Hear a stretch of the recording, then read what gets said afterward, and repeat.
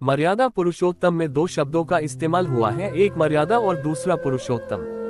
पहले पुरुषोत्तम शब्द की बात करते हैं। पुरुषोत्तम शब्द दो शब्दों को मिलाकर बना है, पुरुष और उत्तम, अर्थात पुरुषों में उत्तम। अभी शब्द की विवेचना करते हैं, जैसे कोई पुरुष अच्छा चिंतक, अच्छा वक्ता, अच्छा कलाकार, अच्छा योद्धा, अच्छा अभियंता, प्रशासनिक अधिकारी इत्यादि होता है।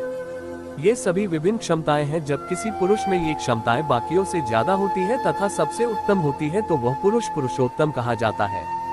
ये शब्द मुख्यतः विष्णु के लिए इस्तेमाल हुआ है, क्योंकि विष्णु मनुष्य नहीं देवता है, इसलिए वही ये सभी क्षमता प्रदान करते हैं तथा स्वयं क्षमताओं में उत्तम है। यही कारण है कि राम और कृष्ण के लिए भी यह शब्द उपयोग हुआ है, क्योंकि राम और कृष्ण विष्णु के अवतार हैं। अब बात करते हैं मर्यादा शब्द की।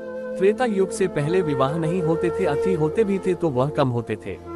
विवाह संस्था इतनी दृढ़ नहीं थी तथा मुक्त सहवास का प्रचलन था। आर्यों की अनुपस्थिति में रिश्तों को इतना महत्व नहीं दिया जाता था, इसलिए रिश्तों की मर्यादा बांधने के लिए श्री राम ने रावण का वध किया और मर्यादा स्थापित की। एक पति के रूप में राम ने आदर्श पति के रूप में व्यवहार किया। अब आप कहेंगे कि फिर उन्होंने माता सीता को जंगल क्यों भेजा? तो साहब, वाल्मीकि रामायण में यह नहीं लिखा है कि उन्होंने माता सीता को जंगल भेजा। वाल्मीकि रामायण राम के अयोध्या लौटने के साथ समाप्त होती है। दूसरा, आप कहेंगे कि उन्होंने माता सीता की अग्नि उपमा क्यों ली? ये शुद्ध विकृत कहानी है जिसे ब्राह्मणों द्वारा रामायण में डाला गया है।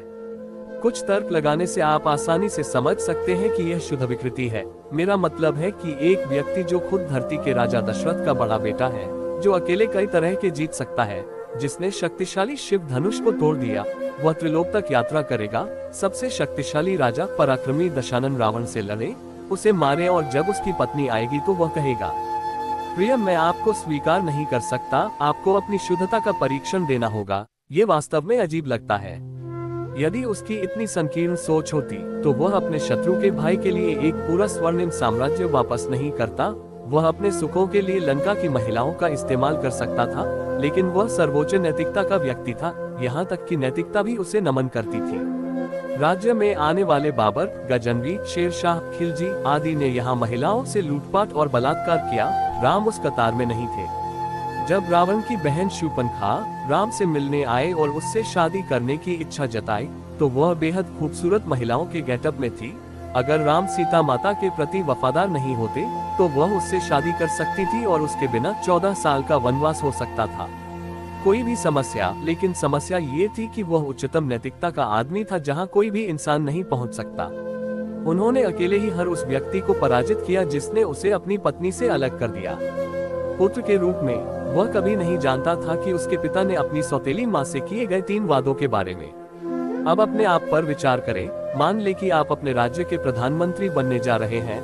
अचानक एक रात पहले आपके पिता ने आपको मेल किया, बेटा आप पीएम नहीं हो सकते, मैंने आपकी सौतेली माँ से वादा किया था और अब आपका सौतेला भाई होगा पीएम। या तो आप सभी को गोली मार देंगे या उनके साथ सभी संबंधों को तोड़ देंगे। जो उसने किया वह बस मुस्कुराया, विनम्रता पूर्वक आदेश स्वीकार किया और कहा, मेरा सौतेला भाई कहाँ है, मैं उसे बधाई देना चाहता हूँ। जब उनकी वही सौतेली माँ कैकई उनसे मिलने आई तो उन्होंने सबसे पहले अपनी सौतेली माँ का आशीर्वाद लिया।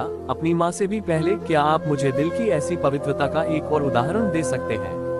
उनके मामा का राज्य अयोध्या के पास था, वह उनसे कुछ भी पूछ सकते थे और उन्होंने खुशी से उनकी मदद की थी। समस्या थी, राम सर्वोच्च नैतिक व्यक्ति थे। दूसरी बात जो आप साम्यवादी लोग कहते हैं, उसने शंभू को मार डाला जो अनुसूचित जाति का एक व्यक्ति था।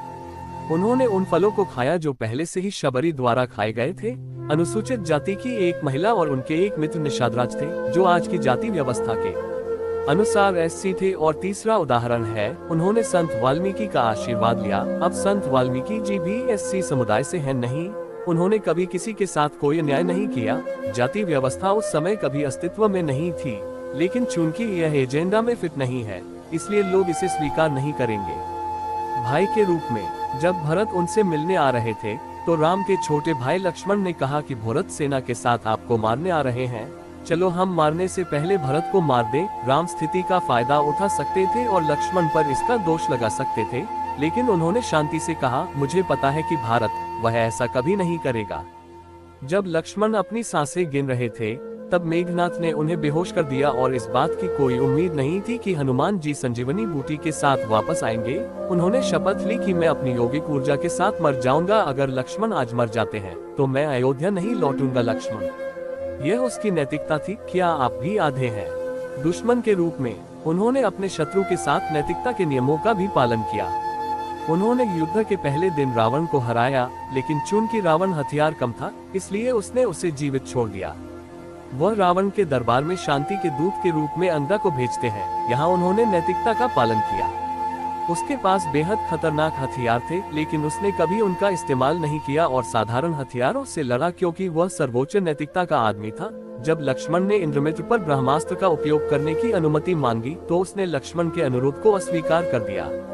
पिछले दिनों रावण को मारने के बाद उन्होंने लक्ष्मण को आदेश दिया कि वे रावण से कुछ ज्ञान ले और देखें। क्या उसने ऐसी सादगी और ऐसा व्यक्तित्व देखा था? एक राजा के रूप में वह आदर्श थे, और यहाँ तक कि महात्मा गांधी भी राम राज्य के बारे में कल्पना करते थे। हर कोई अपने राज्य में खुश था, कोई अन्याय नहीं था। किसी पर सवाल उठाना बहुत आसान है और किसी पर आरोप लगाना और भी आसान है, लेकिन क्या आप मुझे एक ऐसे व्यक्ति का उदाहरण दे सकते हैं जो शांत, बहादुर और उच्चतम नैतिक मूल्यों वाला व्यक्ति है, जैसे श्री राम? आप श्री राम के बारे में बहुत कुछ जान सकते हैं। वह आदर्श और आदर्श हैं। श्री राम मानव जाति द्वारा देखी गई सबसे सुंदर वास्तविकता थी। जय श्री राम।